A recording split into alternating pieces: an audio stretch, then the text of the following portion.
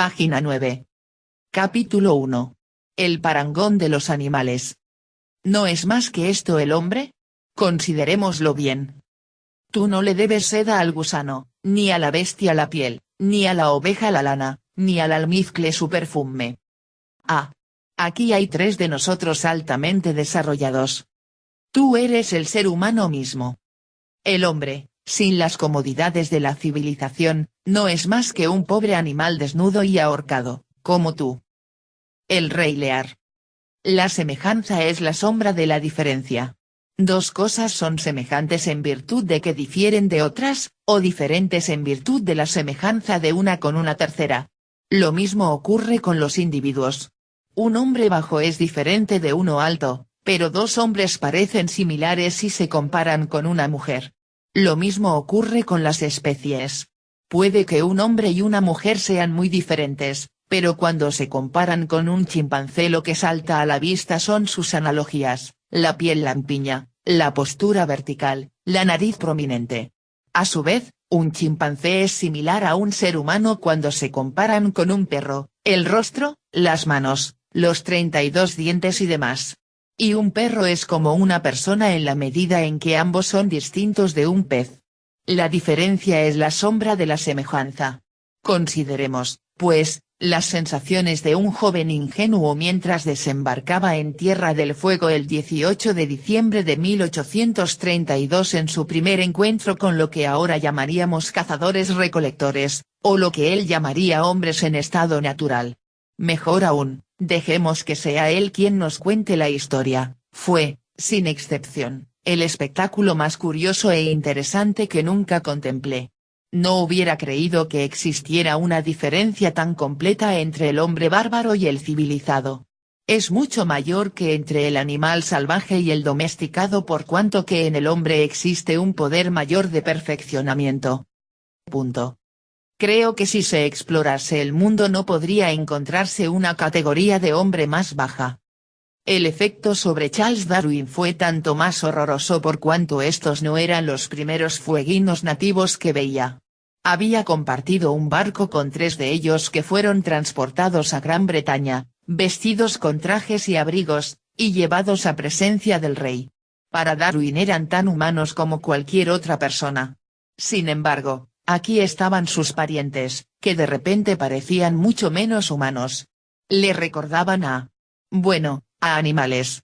Un mes después, al encontrar el lugar de acampada de un único cazador fueguino aferrado a su puesto en un paraje aún más remoto, escribió en su diario: encontramos el sitio donde había dormido, decididamente no podía permitirse más protección que la madriguera de una liebre. Qué poco difieren las costumbres de un ser semejante de las de un animal. De repente, Darwin no solo escribe acerca de la diferencia entre el hombre civilizado y el bárbaro, sino acerca de la similitud, la afinidad entre un hombre así y un animal. El fueguino es tan distinto del licenciado por Cambridge que empieza a parecerse a un animal. 6 años después de su encuentro con los nativos fueguinos, en la primavera de 1838, Darwin visitó el Zoo de Londres y por primera vez vio un gran simio. Era una hembra de orangután llamada Jenny y el segundo simio que se llevaba al zoo. Su predecesor, Tommy, un chimpancé, había sido exhibido en el zoo durante algunos meses de 1835 antes de morir de tuberculosis. Jenny fue adquirida por el zoo en 1837, y al igual que Tommy causó una pequeña sensación en la sociedad londinense. Parecía un animal tan humano. ¿O se trataba de una persona de aspecto bestial? Los simios sugieren preguntas incómodas sobre la diferencia entre personas y animales, entre la razón y el instinto. Jenny salió en la portada del Penny Magazine of the Society for the Diffusion of Useful Knowledge. Un editorial aseguraba a los lectores que por extraordinario que pueda ser el orangután comparado con sus congéneres de la creación animal, en nada traspasa todavía los límites del ámbito moral o mental del hombre. La reina Victoria, que vio un orangután diferente en el zoo en 1842, sentía no estar de acuerdo. Lo describió como espantoso y penosa y desagradablemente humano. Después de su primer encuentro con Jenny en 1838, Darwin volvió al zoo 2 veces más unos meses después. Acudió provisto de una armónica, un poco de menta y un ramito de verbena. Daba la impresión de que Jenny apreciaba los tres. Parecía desmesuradamente sorprendida ante su reflejo en un espejo. Darwin anotó en su cuaderno: dejemos que el hombre venga a ver un orangután. Contemple su inteligencia. Y luego dejemos que se vanaglorie de su orgullosa superioridad. En su arrogancia, el hombre piensa que es una obra sublime, digna de la interposición de una deidad. Más humilde y cierto, creo yo, es considerar que se ha creado a partir de los animales. Darwin aplicaba a los animales lo que le habían enseñado a aplicar a la geología, el principio uniformista de que las fuerzas que conforman el paisaje hoy son las mismas que las que conformaron el pasado lejano. En septiembre de ese año, mientras leía el trabajo de Malthus sobre población, tuvo la revelación repentina de lo que hoy conocemos como selección natural. Jenny había representado su papel. Cuando le cogió la armónica y se la puso en los labios, le había ayudado a comprender que algunos animales podían mostrarse muy superiores a otros, lo mismo que los fueguinos le habían hecho comprender lo bajo que podía ser el nivel de civilización en el que estaban sumidos algunos humanos. ¿Había alguna diferencia? No era la primera persona que pensaba de este modo. En realidad, en la década de 1790, un juez escocés, Lord Monboddo, había hecho conjeturas acerca de la posibilidad de que los orangutanes hablaran en caso de que recibieran educación.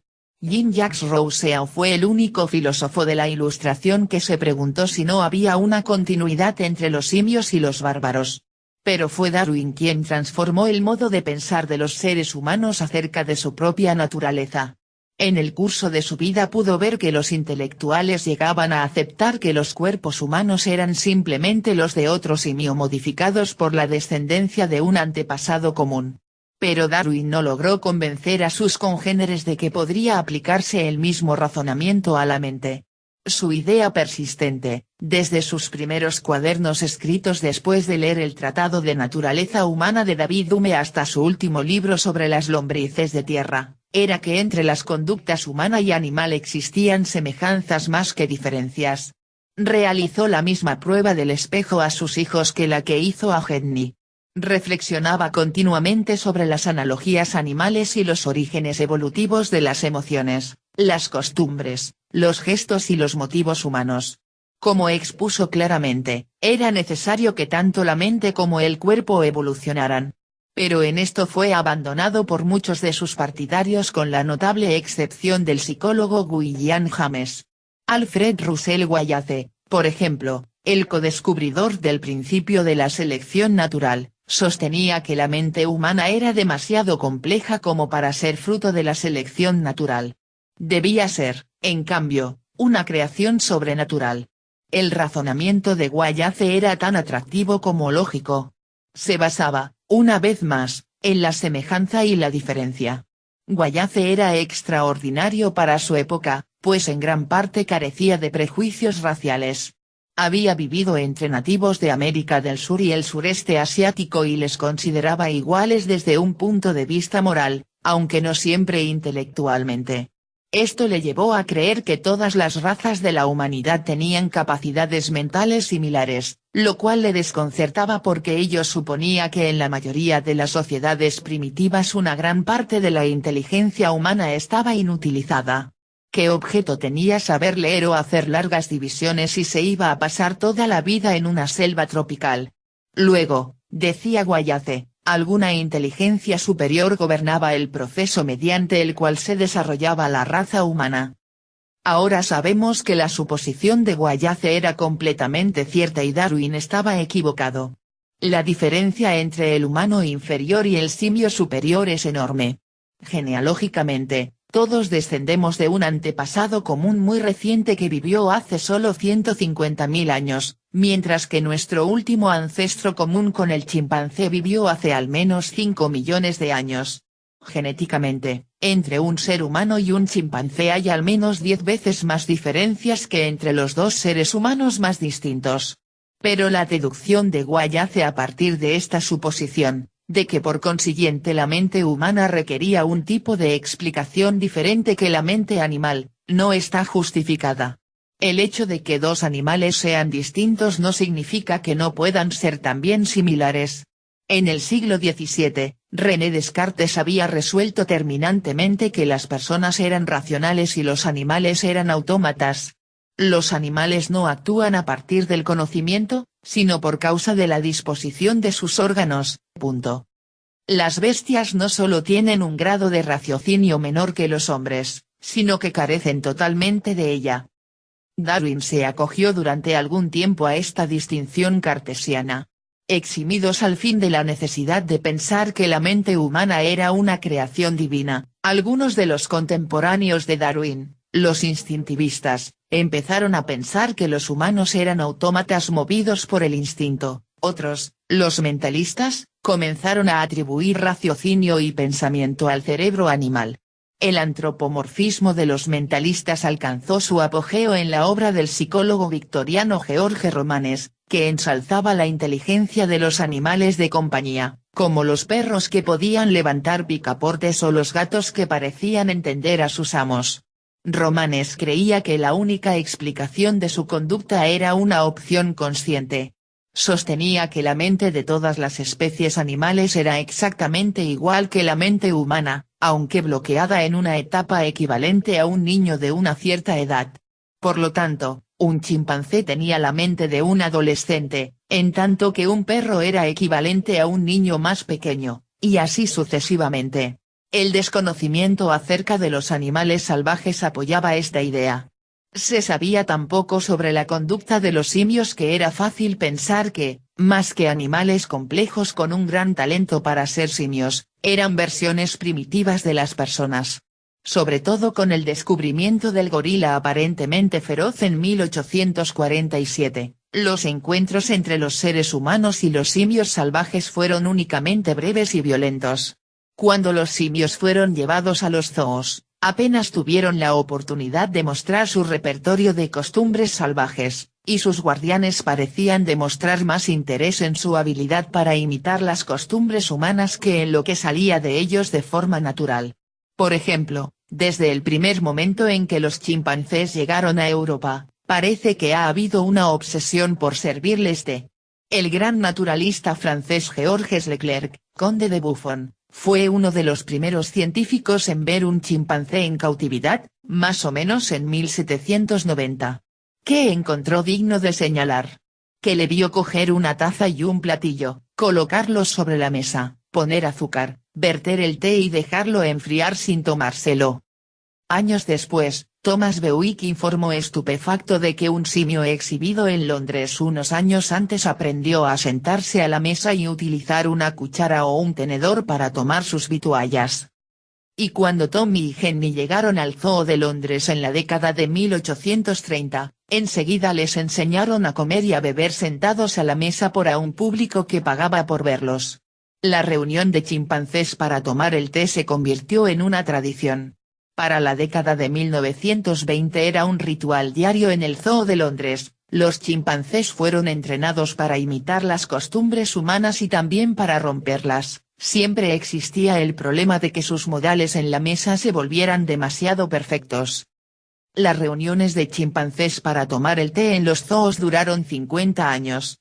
En 1956, la compañía Brook & Bond realizó el primero de muchos anuncios televisivos de su té, de enorme éxito, utilizando a unos chimpancés que se reunían para tomar el té, y hasta 2002 Tetley no suprimió sus anuncios en los que se mostraban reuniones de chimpancés tomando el té.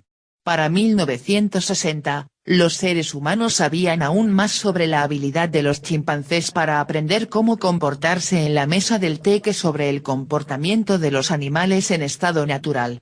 No es de extrañar que se contemplara a los simios como ridículos aprendices de personas. No pasó mucho tiempo antes de que el mentalismo fuera ridiculizado y aniquilado en el ámbito de la psicología.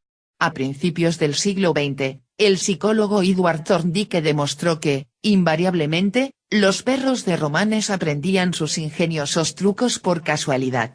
No entendían cómo funcionaba el picaporte de una puerta, sencillamente repetían una acción que casualmente les permitía abrir la puerta.